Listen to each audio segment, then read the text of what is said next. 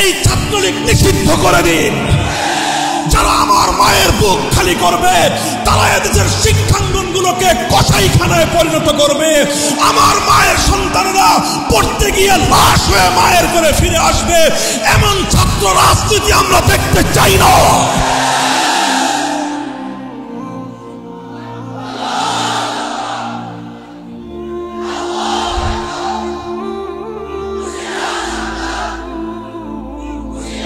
সংগ্রামী সাথী ও বন্ধুগণ, জানি এই কথাগুলো হজম করা বড় কঠিন আপনাদের জন্য। জানি এই কথাগুলো বলবার দায়ে আমাদেরকে অভিযোগের কাঠগড়ায় দাঁড়িয়ে যেতে হবে। কিন্তু একবার চিন্তা করুন সেই সন্তান হারা মায়ের কথা। একবার চিন্তা করুন যারা এভাবে টর্চার সেল তৈরি করেছে। বুয়েটের মধ্যে টর্চার সেল তৈরি হয়, সেই টর্চার সেলে ছাত্ররা ছাত্রদেরকে ধরে এনে পেটায়। এর চেয়ে বড় জাহিলিয়াত আর কি হতে পারে? Abu Jahl, Abu Lahab, Utba, সাইবারা টর্চার সেল তৈরি করেনি, ওরা প্রকাশ্যে পেটাতো। আর আজ স্বাধীন বাংলার মানবিক এই বাংলায় এই সকল দৃশ্য আমাদেরকে বুয়েটে দেখতে হয়, যেখানে মেধার বিকাশ ঘটে।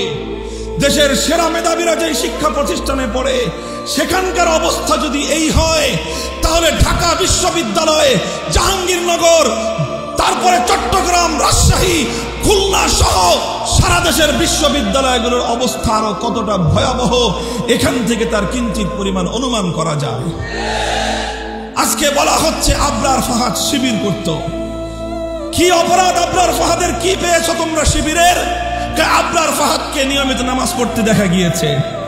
আবরার ফাহাদ বাংলাদেশের স্বার্থ রক্ষা করে, বাংলাদেশের স্বার্থ জলাঞ্জলি দিয়ে, ভারতের স্বার্থকে রক্ষা করে জাতীয়ভাবে যেই চুক্তিগুলো স্বাক্ষর করা হয়েছে, একজন সচেতন ছাত্র হিসেবে দেশের অধিকারের পক্ষে বলিষ্ঠ হাতে সে কলাম লিখেছে। সামাজিক যোগাযোগ মাধ্যম তার হাতে ছিল, সে তার সামর্থ্যের আলোকে তার স্বাধীন মতামত ব্যক্ত করেছে।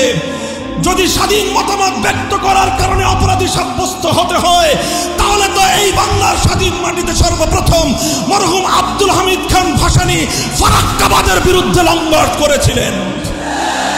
শাইখুল হাদিস বাবরি মসজিদ শহীদের বিরুদ্ধে লং মার্চ করেছিলেন।